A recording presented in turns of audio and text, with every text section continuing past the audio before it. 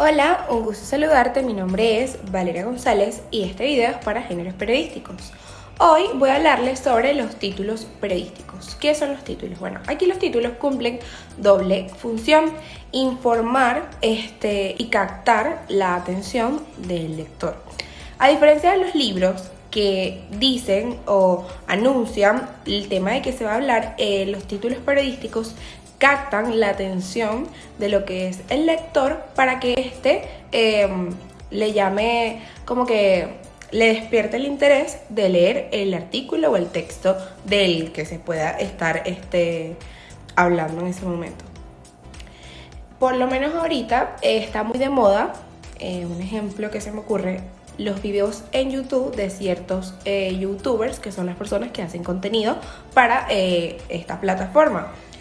A veces utilizan estos títulos para llamar la atención de los consumidores y que puedan ver los videos, así en el video no esté hablando precisamente de lo que dice en el tema, simplemente para llamar la atención de las personas que lo están viendo. Bueno, en el periodismo es diferente porque los títulos no puede haber nada ajeno a lo que esté en la lectura o en el texto. Tiene que hablar exactamente o mencionar lo que se está dando en una noticia, un artículo de una revista, etc. Bueno, ya entendido esto de los títulos, ahora voy a hablar sobre las características de los títulos periodísticos. Debe primero ser efectivo, veraz, ser informativo y, por supuesto, ser comprensible para cualquier tipo de lector, ya sea un señor, un abuelito o sea un adolescente. Entonces, que el título sea bastante llamativo, atractivo, que hable un poco acerca de lo que va a leer la persona y aparte que sea comprensible. Es importante mencionar que estos títulos no pueden tener divagaciones ni pueden tener doble interpretación. Simplemente debe aclararse exactamente en el título, ser concreto y directo lo que se va a hablar, pero de una manera que capte, embellecerlo para que capte la atención de lo que es el lector. No tanto embellecerlo, sino por lo menos hay muchos títulos en periódicos amarillistas que colocan como que el membrete de la información que están dando es algo como muy atroz, muy pesado. Entonces no queremos eso, sino como que títulos que llamen la atención del lector y que sean fáciles de entender. Algo que me parece muy acotado mencionar acá es que por lo menos yo no sabía, pensé que los títulos estaban formados por un título y ya, pero resulta que esto tiene una estructura. Casi siempre se sigue esta estructura a la hora de hacer una redacción y es antetítulo, sobretítulo, subtítulo y sumario. O sea, el sumario ya sería lo que va debajo del título, pero antes del título está antetítulo y sobretítulo. Entonces, ese dato también me parece bastante chévere. Muchísimas gracias. Hola, ¿qué tal? Mi nombre es Darly Pérez y en esta ocasión voy a estar hablando acerca de los tipos de fuentes periodísticas.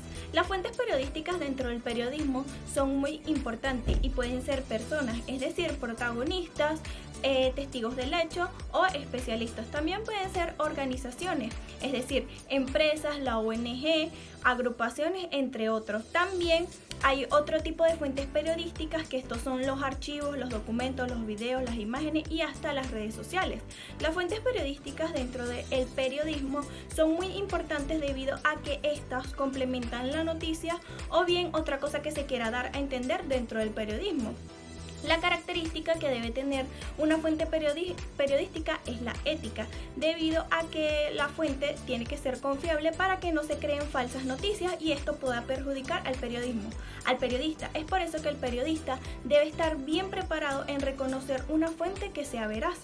Hay muchas clasificaciones de fuentes periodísticas.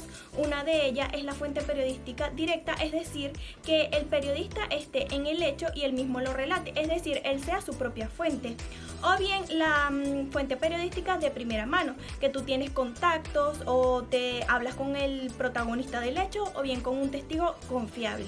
También los documentos, estos son los archivos, los que nombré anteriormente, las imágenes, los reportes, entre otros.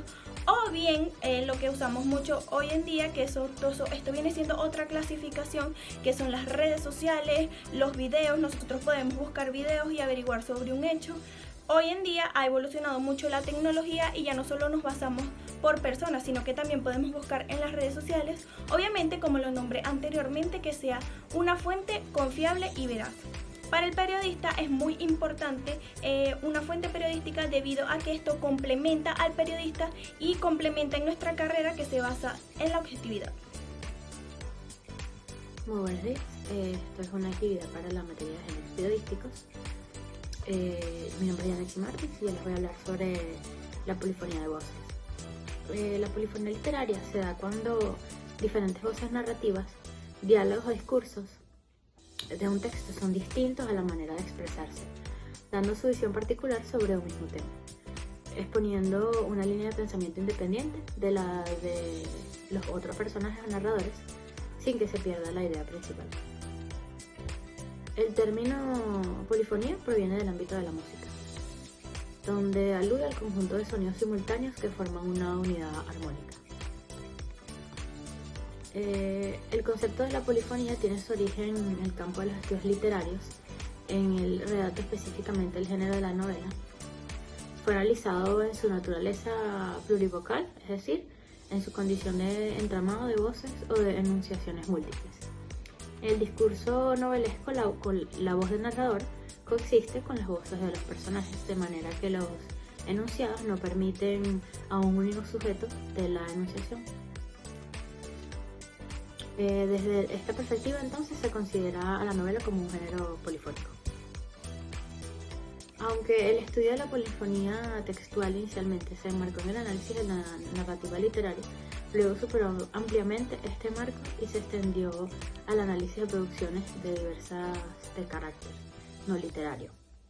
Si bien son muchos los autores que han trabajado sobre el concepto de polifonía, resultan centrales para su construcción la obra de Michal Bakhtin y posteriormente los estudios de Oswald Drucott y Julia Kristeva.